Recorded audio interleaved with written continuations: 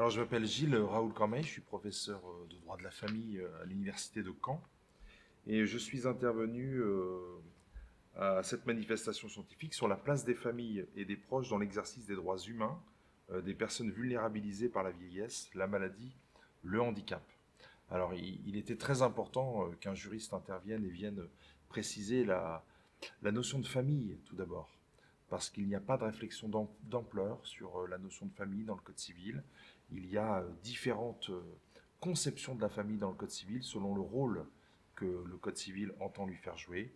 Il y a la famille alimentaire, la famille successorale, et puis la famille de la protection juridique des majeurs, les familles curatelaires, tutélaires, la famille de l'habilitation familiale. Alors, tout le monde a un sentiment de savoir ce que c'est que sa famille. Mais en réalité, la famille comprend, dans un groupement de personnes, plusieurs personnes qui sont liées entre elles deux à deux par un lien de droit, un lien de fait, le mariage, le pacte civil de solidarité, le concubinage, mais aussi la filiation, l'adoption. Et tous ces liens de famille vont entraîner un certain nombre d'effets juridiques. Alors parmi les effets juridiques, il y a l'obligation alimentaire, c'est-à-dire l'obligation de prendre en charge les personnes qui ne peuvent pas l'être par elles-mêmes. Alors on pense évidemment aux jeunes mineurs, hein, c'est-à-dire que les pères et mères ont une obligation de contribuer à l'éducation et à l'entretien de l'enfant mineur. Mais dans un couple aussi, quand on est marié, il y a un devoir de secours, il y a même une contribution aux charges du mariage. Dans le pacte civil de solidarité, c'est peut-être un petit peu moins net. Dans le concubinage, c'est un peu plus factuel que juridique. Et donc, toutes ces obligations alimentaires, eh bien, elles peuvent parfois être exercées par obligation lorsqu'un juge aux affaires familiales condamne un membre de la famille à verser une pension alimentaire. Alors, ces obligations alimentaires, elles ne concernent pas tous les membres de la famille. Par exemple, elles concernent tous les ascendants, les descendants, les frères et les sœurs en sont exclus, par contraste. On est également tenu d'une obligation familiale par le mariage à l'égard de son beau-père, de sa belle-mère, de son gendre, de sa bru. Les obligations alimentaires doivent être proportionnées évidemment aux besoins et aux ressources du débiteur et du créancier. Il est intéressant d'aller rechercher la famille alimentaire quand on veut la comparer à la famille successorale.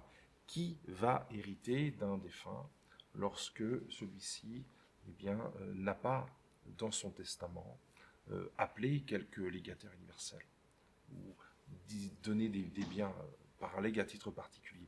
Alors dans la famille successorale, on va retrouver là encore une hiérarchie des exclusions. On appelle d'abord les descendants, et si on est décédé sans postérité, les pères, mères, frères et sœurs, et s'il n'y en a pas, alors seulement ce sera les ascendants ordinaires ou les collatéraux ordinaires. Les droits de certains successibles vont se combiner avec le conjoint survivant. Parfois, le conjoint survivant a des droits en même temps que les enfants, en usufruit, en propriété ou en pleine propriété. C'est l'article 757 du Code civil. Un notaire expliquera cela aux familles. Mais il y a aussi les hypothèses où le conjoint survivant va exclure les autres héritiers présomptifs, tels que les frères et sœurs et les cousins germains. Alors, il est important d'aller rechercher la famille successorale, comme la famille alimentaire, parce que lorsqu'on doit jouer un rôle dans la protection juridique des majeurs pour être tuteur, curateur ou personne habilitée d'un membre de sa famille, eh bien, ça peut paraître paradoxal d'être dans la famille de l'habilitation familiale, mais de ne pas être dans la famille alimentaire.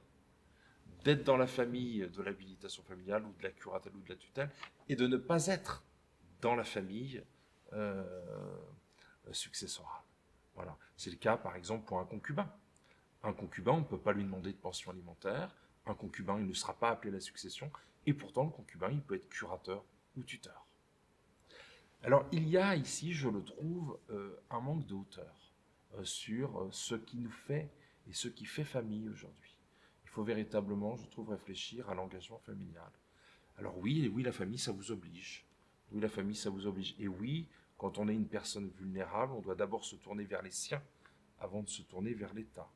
Alors la réponse de la loi, dernièrement, dans la loi du 8 avril 2024, est de dispenser les petits-fils, petites-filles, les petits-enfants, en tout cas, d'une obligation alimentaire à l'égard de leurs grands-parents lorsque ceux-ci ont besoin d'une aide financière pour financer l'EHPAD. On aurait peut-être pu réfléchir sur cette exclusion de la famille alimentaire par rapport à d'autres visions de la famille. Étonnant, étonnant d'être exclu de cette famille alimentaire. Et on l'a fait en catimini dans le Code de l'action sociale et des familles. On ne l'a pas fait dans le Code civil.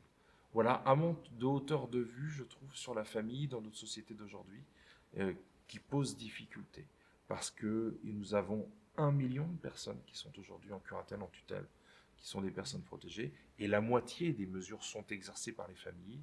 Les familles jouent un rôle primordial, et c'est la raison pour laquelle, dans un autre groupe de réflexion, mais avec des fiscalistes de la faculté de droit de Brest, on a proposé au ministère des Finances qu'il y ait un soutien fiscal aux protecteurs familiaux. Parce que véritablement, c'est une économie dont ils font profiter l'ensemble du pays. Puisque toute cette solidarité familiale s'exerce gratuitement.